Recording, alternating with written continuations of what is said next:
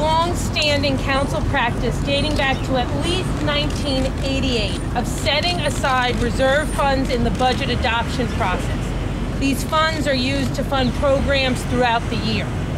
In the spring of 2007, I instructed my staff to stop this 20-year-old practice. A few months ago, we learned that practice of holding funds in reserve continued against my instructions in this year's budget. At the same time, we became aware that this practice also involved listing these reserve funds in the budget as allocations to fictitious community-based organizations. We believe that practice dates back to at least 2001. In the course of cooperating with a broader and we believe unrelated investigation, the council's attorneys made this discovery and disclosed the information to me. As soon as I was made aware of it, I instructed my staff to disclose all of this information to the U.S. Attorney and to the New York City Department of Investigations, and I'm happy to take any questions. Did you talk to the people who continue to do this? Did they get fired? What happened? I can't really comment on personnel matters. Well, I mean, that begs the question, though, Speaker. What happened? The two highest-ranking members of our finance division no longer work for the City Council, but I can't really comment any further on personnel matters. Chris, why did you refer to the U.S. Attorney in the DOI? I'm sorry, Melissa, I can't hear you. Why did you refer to the U.S. Attorney? Were they already looking at it, or was this as I said, we uncovered this information in the course of a broader and we believe unrelated investigation being conducted by the U.S. Attorney and the Department of Investigation, an investigation in which I am not a target.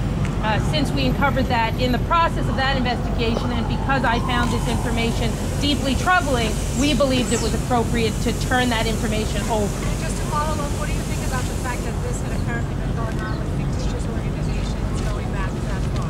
Well, you know, I was obviously deeply troubled when I found out about this information. I had no knowledge of it. I did not know this was the practice. It's something that I believe is completely inappropriate and should not have gone on and will no longer go on. And we will fully cooperate with all of the authorities that are taking a look at this matter. Yes, sir. Is there a paper trail that would include the document on which you instructed the staff? Is there an email or a paper memo to the staff directing them to stop the practice? They were meetings. They were oral conversations. They were meetings. No recorded record of No, we can check, but I believe it was numerous meetings with myself and finance staff during the budget process with many people in the room who could confirm that. I'm sorry, can you start? How would you characterize this, the fact that you asked that the practice stop and it didn't within your own office? Well, I was obviously, shocked and surprised by that. I am, the vast majority of the people who work for me and have worked for me are dedicated public servants who, implement the wishes of myself and my colleagues in our effort to conduct, conduct appropriate government and do a good job. So obviously, it's the last thing I would ever expect is that a direct and clear instruction would not be followed. Exactly. What was it that you learned that this practice? I'm sorry. Start again. I apologize. How long had this practice gone on? And when was it that you learned of it? Sure.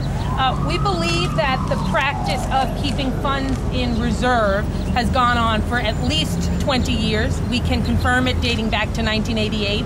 May have gone back further, but I can say we can confirm it back to 1988. We can confirm that the listing under fictitious organizations has gone back until 2001. If it's gone back further than that, we just cannot confirm that today. I found out about the fictitious organizations and that my instruction was disregarded in the fall a few months ago. Ms. Quinn, yes. On whose behest were these staffers working on if they continued this practice? Why did they continue the practice and on whose instructions? All I can say is that my instruction was to terminate this practice for the fiscal year that we are in now. That's all I can say is I was very clear on numerous occasions that this practice should be terminated. And do you have an exact accounting on where the money went? Yes, we can provide that to everyone. Chris, in your first year I'm sorry, let me just go to somebody else. Sorry. In the article today, it indicates that some of this money went out for political favors. It was doled out for political favors later. Can you comment on that? If these monies were set aside historically, as I said, for probably over 20 years, but we can document, we have been able to prove for 20 years, they've been used mostly to fix errors in the budget. A group that you might have wanted to fund, which for whatever reason in all the groups you fund, a mistake was made, to do mid-year corrections, things like that.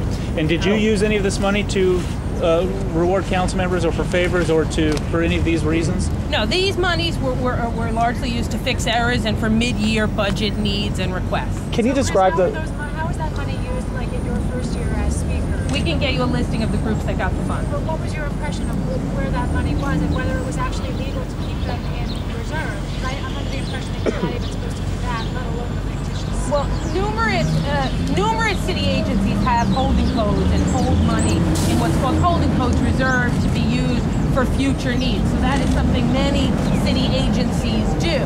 When in the budget we're in now, the one we passed last spring, we began a transparency reform where we began listing the name of the council member who requested the money.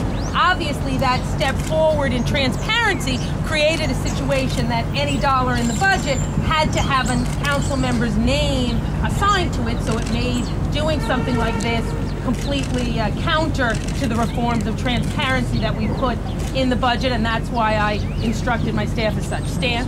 What do you think of the fact that this went on for 20 years by your predecessor? You know, really, I think that's a question you'll have to ask my predecessor, Stan. What I can say is that, I, in a step towards transparency last spring, took steps to end this practice. And as soon as I became aware of the other practice, I turned the information over to the U.S. Attorney and to the Department of Investigations. They'll have to speak for themselves on that. Why did it take you until recently to discover this practice?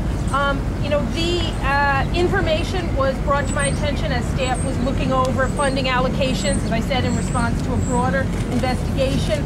There are, probably over 2,500 groups that we fund in the budget. And one has to, at the level of working on a $60 billion budget, trust the people you have working with you. And I believe the staff was, acting in an appropriate manner. And I believe, particularly with our transparency initiatives, that we were listing things appropriately and accurately.